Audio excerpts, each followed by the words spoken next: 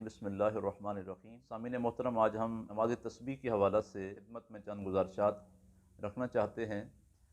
نماز تسبیح کی اہمیت کیا ہے، فضیلت کیا ہے، اور اس نماز کو پڑھنے کا اور ادا کرنے کا طریقہ کیا ہے۔ یہ اتنی محتم بالشان اور اہمیت والی نماز ہے جس کی فضیلت اللہ کے پیارے محبوب علیہ الصلوۃ والسلام نے خود بیان فرمائی ہے۔ ابی داؤد اور ابن ماجہ شریف کی روایت اور دیگر کتابوں کے اندر بھی حضرت عبداللہ بن عباس رضی اللہ تعالیٰ عنہما روایت فرماتے ہیں کہ رسول کائنات صلی اللہ علیہ وسلم نے اپنے چچا حضرت عباس رضی اللہ تعالیٰ عنہ کو اس نماز کی تلقین فرمائی اور ارشاد فرمایا، اے میرے چچا محترم، میں آپ کی خدمت میں ایک گراں قدر عطیہ اور ایک قیمتی تحفہ پیش کروں۔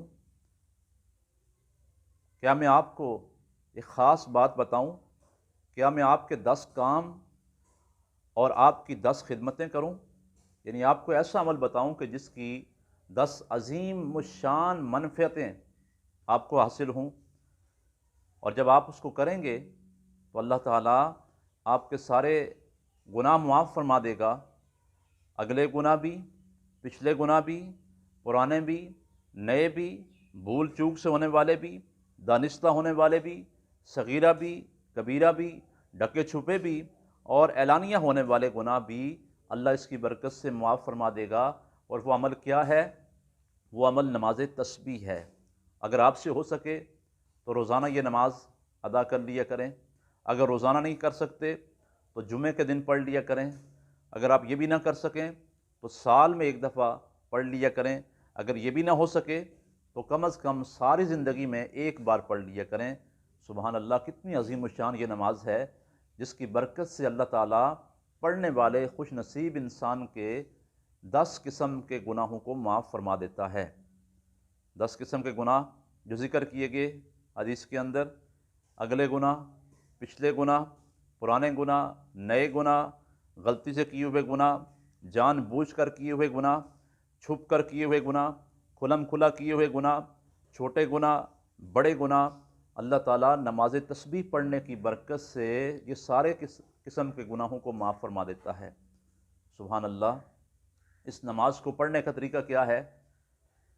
4 رکعت نفلوں کی ہم نے نیت کرنی ہے، اور جب نیت کر کے ہم نے ہاتھ باندھنے ہیں تو پہلے ثنا پڑھیں گے۔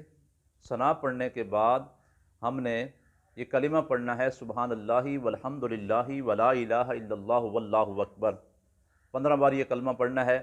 اس کے بعد تعوذ، تسمیہ، سورہ فاتحہ، سورت پڑھنے کے بعد رکوع میں جانے سے پہلے 10 بار یہی کلمہ پڑھنا ہے، سبحان اللہ والحمد للہ ولا الہ الا اللہ واللہ اکبر۔ اس کے بعد ہم نے رکوع میں جانا ہے تسبیح پڑھنے کے بعد، پھر رکوع کے اندر 10 بار یہ کلمہ پڑھنا ہے، سبحان اللہ والحمد للہ ولا الہ الا اللہ واللہ اکبر۔ پھر ہم نے رکوع سے سر اٹھانا ہے اور سمع اللہ لمن حمدہ ربنا ولک الحمد کہنے کے بعد پھر ہم نے کھڑے ہو کر قوما کی حالت میں 10 بار یہی کلمہ پڑھنا ہے، سبحان اللہ والحمد للہ ولا الہ الا اللہ واللہ اکبر۔ اس کے بعد ہم نے سجدے میں جانا ہے۔ سجدے میں تسبیحات پڑھنے کے بعد، سبحان ربی الاعلیٰ پڑھنے کے بعد پھر ہم نے سجدے کے اندر یہی کلمہ 10 بار پڑھنا ہے، سبحان اللہ والحمد للہ ولا الہ الا اللہ واللہ اکبر۔ پھر سجدے سے سر اٹھانے کے بعد 2 سجدوں کے درمیان جو ہم بیٹھتے ہیں جس کو جلسہ کہا جاتا ہے، جلسہ کی حالت میں 10 بار یہی کلمہ پڑھنا ہے۔ پھر اس کے بعد دوسرا سجدہ کرنا ہے، تسبیحات پڑھنے کے بعد اس سجدے کے اندر بھی ہم نے 10 بار یہی کلمہ پڑھنا ہے، سبحان اللہ والحمد للہ ولا الہ الا اللہ واللہ اکبر۔ پھر سر اٹھانا ہے سجدے سے۔ اس طرح ایک رکعت کے اندر ہماری 75 بار یہ کلمہ پڑھا گیا ہے۔ پھر ہم نے کھڑے ہو جانا ہے دوسری رکعت کے لیے۔ دوسری رکعت میں کھڑے ہو کر سب سے پہلے ہم نے یہ کلمہ پڑھنا ہے 15 بار۔ یہ بات ذہن میں رہے، ہر رکعت کے اندر شروع کے اندر ہم نے 15 بار پڑھنا ہے اور اس کے بعد 10 بار پڑھنا ہے۔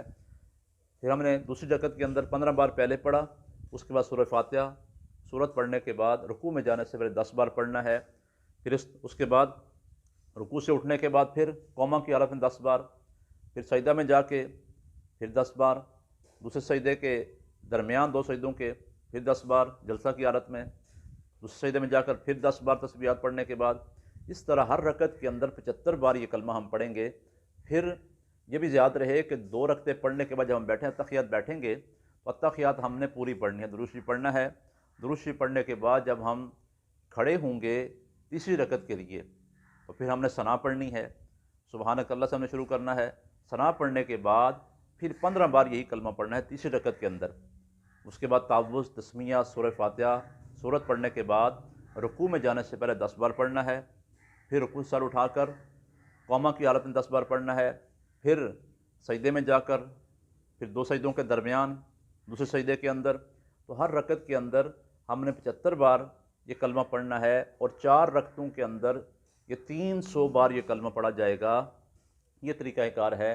اب اس کو ہم نے گنتی کیسے کرنا ہے؟ گنتی ہم نے ایسے انگلیوں پر گننا نہیں ہے، تسبیح پر گننا نہیں ہے، بلکہ اپنے ذہن کے اندر یہ ایک اندازہ رکھنا ہے کہ اتنے بار ہو جائے۔ اگر ہم ہاتھ باندھتے ہیں تو پھر جب ہم پڑھیں گے تو گنتی اپنے ذہن کے اندر ہی ہم کرتے جائیں گے کہ اتنی بار ہو گیا ہے، لیکن ہم اس طرح نہیں کریں گے، یہ طریقہ ٹھیک نہیں ہے۔ انگلیوں پر گنیں گے نہیں، بلکہ ذہن کے اندر ہی ہم رکھتے جائیں گے، اور انگلیوں کے جو پورے ہیں ان پر ہم ویسے دباتے جائیں، ایک بار پڑھیں دبا لیا، دوسری بار پڑھا پھر دبا لیا، اس طریقے سے آپ گنتی کر سکتے ہیں۔ اللہ تعالیٰ کی بارگاہ میں دعا ہے کہ مالک ہمیں یہ نماز ہو سکے تو ہر روز، ہو سکے تو ہر جمعہ کی رات، جمعہ کا دن، ہو سکے تو ہمیں مہینے کے بعد، اور سال کے بعد تو ایسے مواقع آتے ہیں جیسے شب برات آ رہی ہے، آنے والی شب قدر ماہ رمضان کے اندر ہے، شب جمعہ ہے، اس طرح کی مبارک راتیں بھی آتی ہیں، مبارک دن بھی آتے ہیں۔